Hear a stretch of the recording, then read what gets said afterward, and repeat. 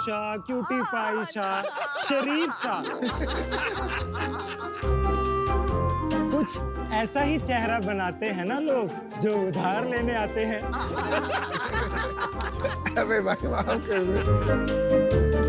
और जब आप अपने पैसे वापस मांगे तो वो कुछ ऐसे परेशान से दिखाई देते हैं। The worst photo you could have found. और कुछ दिन बाद वो बन जाते हैं गोगो क्राइम मास्टर नहीं, उधार मास्टर। और बोलते हैं आज पैसे नहीं, गो गो। हम आपको उधार देंगे, आप गायब हो जाओगे। उधार देने से आपकी नींद ही नहीं, आपके बाल भी उड़ जाते हैं। दे देता हूं ना यार, कहीं भागता जा रहा हूं क्या? ये बातें तो प्राचीन काल से सुनते आ रहे हैं। पर समझ नहीं आता ये बैंक्स बिना किसी सिक्योरिटी के कैसे लोन दे देते हैं यार? क्योंकि सभी बैंक्स के पास एक दोस्त है जिसका नाम है सिबल। जब भी आप किसी बैंक का लोन वापस नहीं करते हैं तो ये सिबल उनका दोस्त सारे बैंक्स को जाकर ये बता देता है कि अब इस इंसान पे दोबारा भरोसा नहीं करना है। आज मैं एक फाइनेंसर हूँ, एक दोस्त भी हूँ। मैं उधार लेता भी हूँ और उधार देता भी हूँ। पर शाख्स, हमारे पास कोई ऐसा दोस्त क्यों नहीं है? तो शख्स तारीख पे तारीख, तारीख पे तारीख सुनने की जरूरत नहीं, क्योंकि क्रेडमेट अब लेकर आया है उधार की नई दुनिया। नमस्ते, मेरा नाम है गौरव कुंद्रा। मैं गौरव शर्मा, हम लुधियाना से आए हैं। आज क्रेडमेट पर 2,75,000 रजिस्टर्ड यूजर्स हैं जिन्होंने 1800 करोड़ रुपए से भी ज्यादा के वायदे क्रेडमेट पर लॉक किए हैं। तो आज हमारी आस के शख्स 50 लाख रुपए 5% के लिए। तो आइए डिफॉल्टर्स को करें चेकमेट विद क्रेडमेट। वाह, आप क्या ड्रामा स्कूल में थे इस कॉलेज में? सर ये पिछला सीजन 5-6 बार देख लिया तो सीख गए सर। क्या कमाल का एक्टर है यार ये। यार तुम में इन्वेस्ट करना पड़ेगा सिर्फ बातें करने के लिए है ना? साथ एटलीस्ट आपके पैसों के साथ साथ खून भी तो बढ़ेगा ना सर। हंसने से खून बढ़ता है। हाँ, बोलते तो है। ओह, अच्छा सॉरी। इनको दिमाग में खून की जरूरत है। काफी शुगर खाते हैं ना इसलिए।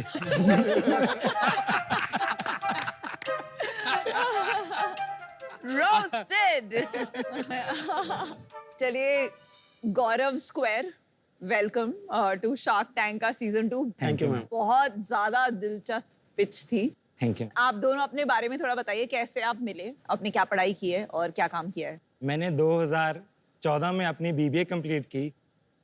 बिजनेस के साथ साथ मुझे शौक था कुछ नया करने का, पर मैं 2012 से ही आईटी एंड सर्विलेंस गुड्स का काम कर रहा हूँ चाइना से। और हमने यही जाना कि हमें बिना उधार दिए काम नहीं कर सकते। फाइनेंस के बारे में और जानने के लिए मैंने फाइनेंस एग्जीक्यूटिव आईआईटी दिल्ली से 2022 में ही कंप्लीट की। मैंने 1995 में अपनी इलेक्ट्रॉनिक्स इंजीनियरिंग कंप्लीट की। उसके बाद मैंने एक बिजनेस स्टार्ट किया जिसमें मैंने आईटी, हार्डवेयर और सॉफ्टवेयर सॉल्यूशन सेल करने स्टार्ट किए। और 2010 से फिर मैंने उसी बिजनेस में चाइना से इंपोर्ट करना शुरू किया। तो आप दोनों का काफी एज डिफरेंस है। Yes ma'am. मेरी 47 है। 47। 29 होने वाला हूँ। और आप दोनों को फाउंडर्स हो।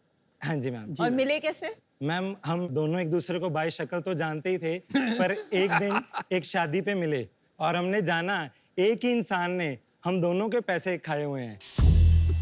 तो हमारा आइडिया वहीं से जनरेट हुआ और हमने ये जर्नी साथ ही में स्टार्ट कोई की। ट्रेडर था जिसने आप दोनों के पैसे खाए? वैसे तो 500-600 हैं, पर कुछ अच्छे 4-5 हैं जिन्होंने बहुत अच्छा एक्सपीरियंस दिया। अब उनका थैंक यू करना चाहेंगे, आप ही की वजह से हम यहाँ पे हैं। क्या यार, आप कब सीरियस हो कब मजाक कर रहे हो, मेरे को तो समझ ही नहीं आ रहा है।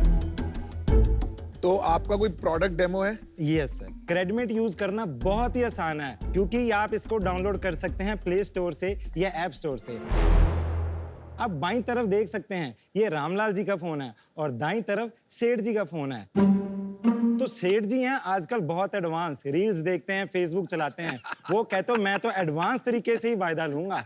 तो रामलाल जी सेठ जी के पास जाते हैं और सेठ जी पे जाके वो एक रिक्वेस्ट करते हैं कि मैं 10,000 रुपए आपको इस समय और इस तारीख को वापस करूंगा। तो वो एक रिक्वेस्ट ऐसे एक सेंड करेगा सेठ जी को। अब सेठ जी बहुत एडवांस हैं, सेठ जी के इस फोन पे एक नोटिफिकेशन आएगा, तो वो एक्सेप्ट रिक्वेस्ट पे जाएंगे उसके बाद सेठ जी के पास जैसे एक सोना और प्रॉपर्टी के कागज होते हैं वैसे एक ओटीपी होगा। वो रामलाल जी को तभी देंगे जब वो एक हाथ से पैसे वापस करेंगे। तो रामलाल जी समय से पहले आएंगे, उनको पैसे वापस करेंगे और बोलेंगे सेठ जी मेरा ओटीपी दे दो। तो वो रामलाल जी जाके वो ओटीपी अपने फोन में जहां पे वो क्रेडिट रिक्वेस्ट थी उस पे जाके वो ओटीपी एंटर करेंगे तो वो उनका क्रेडिट ट्रांजैक्शन पूरा हो जाएगा। अगर मान लीजिए रामलाल जी अपना ओटीपी समय दिए हुए से पहले ही डाल देते हैं तो वो कुछ इस तरह से दिखाई देने लग जाएंगे। अब ये ट्रांजैक्शन क्लोज होगी, रामलाल जी बहुत अच्छे इंसान हैं, तो वो ऑन टाइम आना शुरू हो जाएगा कि रामलाल जी ने एक बार किसी के पैसे वापस दिए हुए हैं। अगर रामलाल जी बोल देते हैं मैं 2-3 दिन बाद वापस करूंगा तो वो रीशेड्यूल वाले बिहेवियर में आना शुरू हो जाएंगे। अगर रामलाल जी उनके पैसे खा जाते हैं पर उनके 2 साल बाद बच्चे याद दिलाते हैं कि डैडी आप डिफॉल्टर हो तो रामलाल जी जाएंगे, उनके पैसे वापस देंगे, ओटीपी लेंगे और डिलेड एंड सेटल में आ जाएंगे। पर रामलाल जी अगर गाड़ी खरीदना चाहते हैं या अच्छे रेस्टोरेंट में अब खाना खाना चाहते हैं, पैसे वापस नहीं करना चाहते, तो वो डिफॉल्टेड में आ जाएंगे।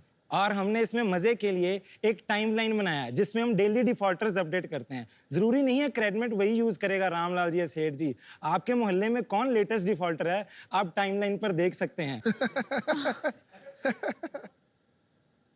गौरव एंड गौरव, ये रेगुलेटेड इंडस्ट्री है, आप किसी के बारे में ऐसा स्कोर डाल के कहीं डाल नहीं सकते। जो आप सिविल की बात कर रहे हैं वो बाकायदा लाइसेंस मिलकर रेटिंग एजेंसी बनाई जाती है और इसीलिए दुनिया में बहुत कम रेटिंग एजेंसी है, वो हेविली रेगुलेटेड है। तो क्या माजरा है, समझाइए ठीक से। सर अभी हम ना कोई वॉलेट है ना कोई पेमेंट ट्रांसफर ऐप के बीच में से कर रहे हैं, तो अभी हम आरबीआई के दायरे में नहीं आते हैं। कभी भी मनी मैटर्स होता है ना तो आरबीआई घुसता है, चाहे अभी घुसे या बाद में आए, and it is good to be governed, right? Because पैसों का लेन देन हो रही है। सर अगर आप व्हाट्सएप पे किसी को भेजते हैं कि मैंने तेरे से 10 करोड़ रुपए लेने हैं तो वो आरबीआई की रेगुलेटरीज की तरफ नहीं आती। ये भी एक चैट बॉक्स की तरह ही आप मान लीजिए, सिर्फ आप इस पे अमाउंट लिख के भेज रहे हैं, इसमें लैंडिंग और बोरोइंग कुछ भी नहीं है ऐसा कि पैसा इसमें से जा रहा है। कैसे पैसे बनाते हैं? अभी हम फिलहाल केवाईसी के चार्जेस ले रहे हैं। हमारे 40,000 से भी ज़्यादा लोगों ने इस पे केवाईसी वेरीफाई किया है, उसके हम 50 रुपये चार्ज करते हैं जिसकी कॉस्टिंग आती है 5 रुपये। तो हमने इसी जनवरी से अपना रेवेन्यू स्टार्ट किया था, अब तक हमने 12 लाख रुपए जनरेट किया। पिछले महीने कितना किया? पिछले महीने 1,30,000। तो आगे चल के भी केवाईसी से ही पैसे बनेंगे? कैसे पैसे बनेंगे? नहीं, आने वाले टाइम में तो हम पहले कैश बर्न मॉडल पे जाएंगे जब तक 10 मिलियन। कैश बर्न मॉडल वो क्या होता है? अभी हम जो प्रॉफिट भी आएगा या कुछ भी हमें फंडिंग आता है, अभी हम हमें यूजर क्रिएट करने में ही लगाएंगे, यूजर को रिटेन करने में लगाएंगे, ताकि जो ट्रेडर है जो दिन में 20 बार उधार दे रहा है उसको एक एडिक्शन हो जाए। अब उसके बीच में हम एडवर्टीजमेंट से भी पैसे लेने शुरू हो जाएंगे कि बैंक एडवर्टीजमेंट करेगा रामलाल जी को जब वो सेठ जी को रिक्वेस्ट भेज रहे हैं कि रामलाल जी सेठ जी से पैसे मत लो, हम इससे भी कम ब्याज दर पे आपको पैसे देंगे। तो ये भी सबसे बड़ा रेवेन्यू मॉडल होगा। It's the right approach. कोई कंपनीज होती है जो नेटवर्क इफेक्ट्स पे बनती है, आपका बिजनेस ही पूरा नेटवर्क इफेक्ट्स पे बनेगा। जी सर। जितनी लेंडर्स होंगे, जितने बोरोज होंगे, जितना यूसेज होगा उतना ज्यादा नेटवर्क बढ़ेगा। Yes sir. 2.75 लाख में से कितने लेंडर्स हैं? आप क्लैरिफाई कर दीजिए उनके लिए। 2.75 लाख आपके एक्टिव यूजर नहीं है। आपने शुरू से लेके आज तक जो भी रजिस्टर करवाए हैं वो हैं। उनको पहले सही आंकड़ा बताइए कि पिछले महीने कितने एक्टिव यूजर्स हैं, फिर उनके सवाल का जवाब दें। जो अभी तक हमने एडमिन पैनल बनाया उसमें टोटल ट्रांजैक्शंस आती हैं या टोटल अराउंड कितने डिफॉल्ट। लेकिन आपके पास प्रोफाइल तो होगा कि ये जो 2.75 लाख रजिस्टर्ड है, अब वो आपके प्लेटफॉर्म पे बोरो करने आए हैं कि लेंड करने आए हैं? अभी वो एक यूजर ही है, अभी हम उसका एनालिसिस नहीं कर सकते कि वो बोरोवर है या लेंडर, क्योंकि हमने ये फीचर ही नहीं रखा। टोटल अभी कितनी ट्रांजैक्शंस होती हैं पर डे? पर डे नहीं सर, अभी हमने एडमिन पैनल किया, अभी तक 1,17,000 हमारी टोटल ट्रांजैक्शन है। पर अभी ये नहीं पता रोज कितनी ट्रांजैक्शन हो रही है। सर जो हमारे पास एक बेसिक एडमिन पैनल जो गूगल फ्लटर देता है। अरे यार फिर भी आप बिजनेस कर रहे हैं। पिछले महीने का बता दो यार। सर अभी एडमिन पैनल उस लेवल का क्रिएट ही नहीं हुआ जो आप कह रहे हैं सर। तो यहाँ कैसे आ गए यार, आप क्या बात कर रहे हो?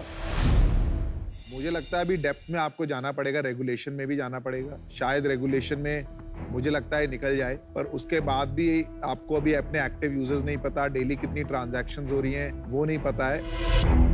मुझे ये भी लगता है कैश ट्रांजैक्शन वाले इसको यूज नहीं करेंगे, दे वो पर्ची पे ही काम करेंगे, तो इसलिए मैं बाहर हूँ, बट बेस्ट ऑफ लक। मुझे लगता है आपको अपने बिजनेस का मजबूत खिलाड़ी बनना चाहिए, वो मुझे थोड़ा सा फीका लगा यहाँ पे, तो मैं भी आऊँ। आपका विजन क्या है वो अभी तक मुझे समझ में नहीं आया। जैसे हर बिजनेस टू बिजनेस जो उधार जाता है उसके लिए MSME समाधान बने, बिल्कुल। तो 1,30,000 लोगों ने उस पे केस फाइल किए, तो MSME समाधान भी सिर्फ 12,000 ही केस सॉल्व कर पाए। और जो एक डिस्ट्रीब्यूटर या एक फैक्ट्री वाला है वो आज भी रीडिफॉल्ट कर रहा है। तो हम एक चैनल को एक ऑर्गेनाइज बनाना चाहते हैं जिसको MSME समाधान ने बनाने की कोशिश की थी, पर वो असफल रहे। तो आप लाइक एक कंप्लायंस ऑफिसर यस, जैसे हो गए, और उसके लिए आपको यूजर बेस इकट्ठा करना है, फिर थ्रू सर्विस फीस और एड रेवेन्यू पैसे बनाने हैं, वो आपका विजन है। पैसा बनाना हमारा विजन नहीं है, क्योंकि रेवेन्यू मॉडल क्या होगा वो आपसे बेहतर कोई नहीं जान सकता। हम तो एक इनोवेटर्स हैं या एक इन्वेंटर्स हैं। हमने KYC भी इसलिए किया क्योंकि हमारा कैश बहुत ज्यादा लग चुका था, तो हमने एक अपने पीक पॉइंट पे आके KYC शुरू किया, उसके बाद वो रेवेन्यू से हमने अपने मेंटेनेंस चालू रखी। आखिरी सवाल आपसे पूछना है, आपने इस बिजनेस में कितना इन्वेस्ट किया है, personal money, debt? 30 lakh rupees, no debt, 30 lakh rupees. और हमने टेक, मेनली टेक बिल्ड करने में गया है टेक 30 बिल्ड लाख। अच्छा, मेरा डिसीजन बन गया है, आपके पास बिल्कुल क्लैरिटी नहीं है, तो ये बिजनेस को मैं प्री रेवेन्यू ही नहीं, इनफैक्ट प्रोटोटाइप स्टेज का कहूंगी। हम अपना बिजनेस चलाते हैं, हम इस लेवल तक आपका हैंड होल्डिंग नहीं कर सकते हैं,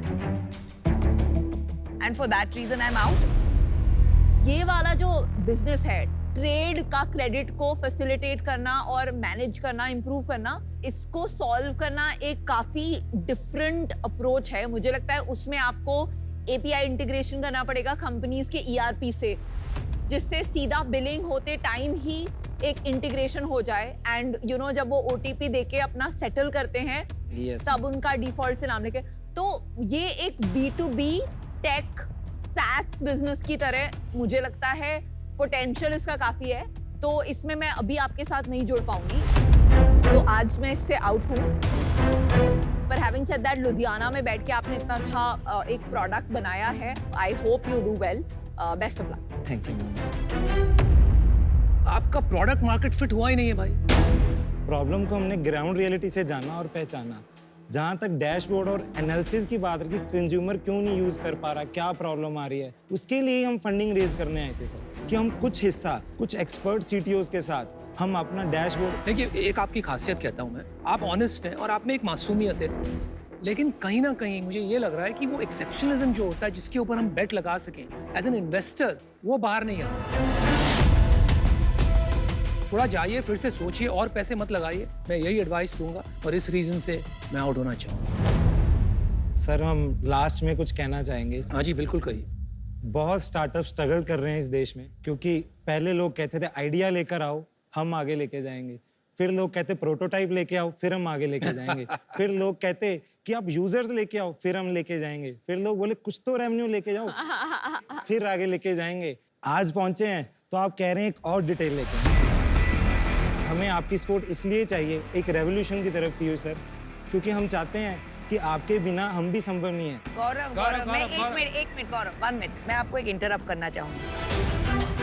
हमने ऐसे फाउंडर्स में भी इन्वेस्ट किया है जो प्री रेवेन्यू में, बट उनमें जो एक क्लैरिटी ऑफ थॉट था कि हम ये करेंगे, ऐसे रेवेन्यू लाएंगे, ऐसे प्रॉफिटेबल बनेंगे, वो देख के हमने प्री रेवेन्यू में किया है। आप थोड़ा क्लैरिटी ऑफ थिंकिंग लाइए, फिर ही लोग आपको आगे लेके जाएंगे। Best of All luck the very Gaurav, best. Best of luck Gaurav, या थैंक यू।